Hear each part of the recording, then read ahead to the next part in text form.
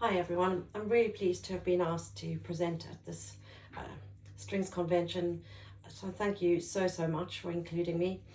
I thought that I would just begin with something I found really difficult during this time to teach online, and that is a really kind of free bow arm, obviously all inextricably linked to the left hand side of the body too, but just a few little things that I found are really useful during this time. We're still not teaching face to face here in the UK. Not all the time. Our term begins in a few weeks' time, and we're kind of partially online and partially face to face, with everyone sort of split into extremely inconvenient bubbles. So I am really looking forward to teaching with my students, in the same room. But these times have also taught us really amazing and difficult things. So I just try first to get my students to feel like some kind of relevance to normal day life, just things that they're doing, swinging their arms, just being really relaxed. When they're sitting down on the couch, relaxing, feeling that really kind of lazy, heavy feeling. And definitely, often really practicing without shoes is really helpful.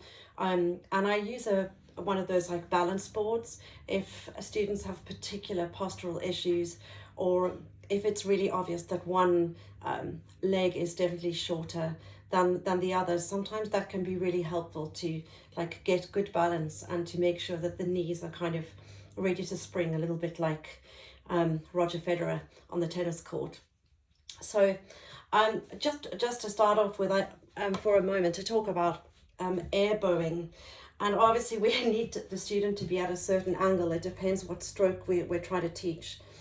But even without the bow, just emulating a free stroke, just getting a swing like the banana shaped bowing, getting the shoulder to be relaxed, and actually just getting them to move and have that shape, and maybe even creating speed as you go down as if you were throwing something. I think, the rapidness of the movement can often depend on the stroke that we're trying to teach. If it's something that's much more controlled, it's a bit like stroking the dog or wiping something very kind of gently but firmly. And if it's something much more a rapid firing stroke that needs to be much quicker, then of course we can emphasize the movement without the bow or anything by just doing this. Or if it's an up bow, as Professor DeVette used to say, as that stabbing motion on the up bow.